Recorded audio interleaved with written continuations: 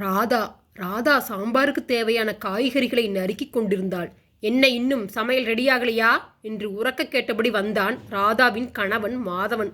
ஒரு தனியார் கம்பெனியில் வேலை செய்து தனது கடும் உழைப்பால் முன்னேறி பெரிய பதவிக்கு உயர்ந்தவன் ராதாவின் கணவன்.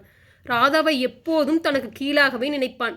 அன்பாக பேசுவது, பாராட்டுவது, வெளியே அழைத்துச் செல்வது என்று எதுவுமே அவனிடம் எதிர்பார்க்க முடியாது. ராதாவும் திருமணத்துக்கு பிறகு கணவன், குழந்தைகள் என்று ஒரு வட்டத்துக்குள்ளேயே வாழ ஆரம்பித்து விட்டாள்.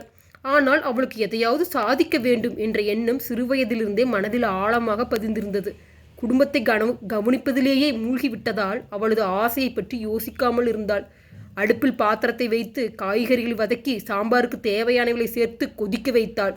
மற்றொரு அடுப்பில் குக்கரில் சாதம் வெந்து கொண்டிருந்தது. களைப்பாக இருந்ததால் சற்றே அமர்ந்தாள். கண்கள் தன்னை அறியாமல் மூடின. திடீரென கைத்தட்டல், மக்களின் கூச்சல், ஆரவாரத்துக்கிடையே ஒரு பெண் கம்பீரமாக நடந்து சென்று சிறந்த தொழில் முனைவோருக்கான விருதை வாங்கினார். யார் என்று பார்த்தால் அது ராதாவேதான். அவளது முகத்தில் அவ்வளவு மகிழ்ச்சி, பேரானந்தம் தோன்றியது. சட்டென விசில் சத்தம் அதிகமாக கேட்கவே அப்போதான் தெரிந்தது ராதாவுக்கு கனவு என்று. திரும்பி பார்த்தபோது குக்கர் விசில் அடித்து கொண்டிருந்தது. அன்று முழுவதும் ராதாவிற்கு தான் எதையாவது செய்ய வேண்டும் என்ற எண்ணம் மட்டும் ஓடிக்கொண்டே இருந்தது.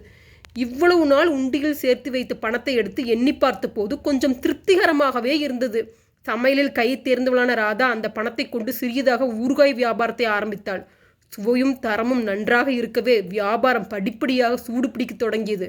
ராதா தொழிலில் முன்னேறி வருவதைக் கண்ட அவளது கணவன் அவளை மரியாதையாக நடத்த ஆரம்பித்தான்.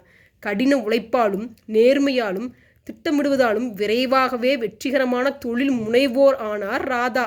வெற்றியாளர்கள் நிறைந்த சபையில் சிறந்த தொழில் முனைவோருக்கான விருதை பெருமிதத்தோடு பெற்றார். தான் கண்ட கனவை நிஜத்தில் சாதித்தார் ராதா.